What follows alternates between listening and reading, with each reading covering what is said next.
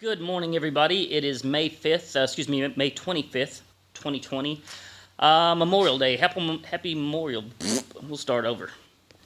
May 5th, 2020. Gosh damn, still screwed that up. May 25th, 2020. Working on this car. I want to work on the car, but I kind of can't because, frankly, I have more questions than I have answers right now. I'm in this mock-up stage where I'm trying to see how everything fits, and I can't necessarily continue because I just don't know what the smart thing to do is. So I'll show you what I got, and hopefully somebody has some good input. We'll see. So here's the car. I got the drive shaft in the car. I was very lucky because I had those sliding motor mounts up front that I was able to use the aluminum drive shaft out of the Camaro without having to do anything. Just kind of slide the motor back a little bit, goes right in. So that's a win. That's a $1,000 drive shaft I don't have to buy. Up on the front of the car, so I went ahead and hung the radiator support, the core support across the front of the car. I first tried using the 20-inch wheels you see over there in the corner off of the Camaro, and they were too big. They were going to rub the fender, so I kind of Frankensteined my Cadillac. Hello, Cadillac. Yeah, you can see I pulled a wheel off of it because it's got a set of 10-inch wide, 19-inch wheels. And if we have a look inside here, you can see that I have mounted my 15-inch front brakes, my 6-piston calipers, and everything's pretty tight. You got, an inch or so right there. If you turn the wheel all the way inward, you got up in here maybe 1.5 inches, something like that. Not a whole hell of a lot. And not just that, if I turn the wheel all the way inward, that's how much I can turn the wheel, about 30 degrees. I measured it about 30 degrees before I bump the frame, as you can see right there.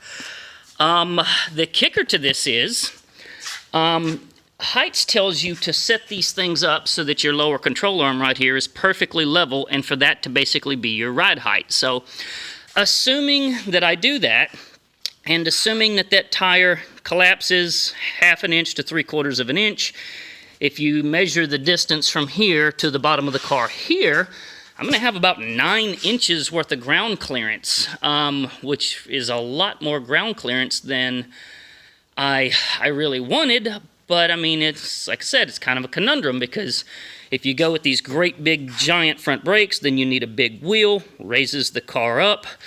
I'm told this is a 2-inch drop spindle, but to be honest with you, I'm pretty curious really if it is or not. 9 inches of ground clearance is more than I would like. Let me kind of give you a shot looking at it here. Supposing for a minute that the car was on the ground, that's about what you would be looking at right there. So, I don't know. I really don't. If you start channeling the car and dropping the car down, either raising the chassis up or dropping the car down, you start doing all sorts of wonky things, like your core support all of a sudden, has to be shortened. You only have, I measured it, about 1.5 inches, maybe 1.25 from the blower to the bottom of the hood. So at that point, you're looking at it going, well, if we start dropping the thing down 3 inches or whatever, then we're going to a cow hood or cutting a hole in it and doing a shaker hood and having the blower stick through. And if you channel the car down, all of a sudden, your bumper mounts that come off of your chassis are no longer in the right location, and that kind of stuff is easy fixes, but all I'm getting at here is that it throws off everything. It does away with anything being simple. Same thing for the shifter inside the car in there, You run off and drop the car down another 4 inches or so, well, then you're naturally raising your shifter up inside the car. Is that going to be comfortable? Really kind of hard to tell when there's no damn seats in the car, right? So, I need somebody to come over here that actually knows what they're doing and consult.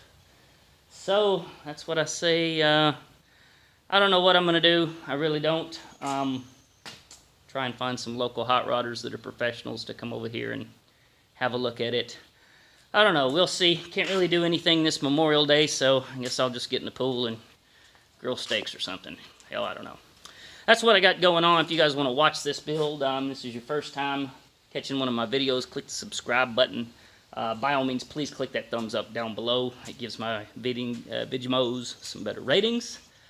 Hope you guys have a great and safe Memorial Day. Y'all take care. Thanks for watching.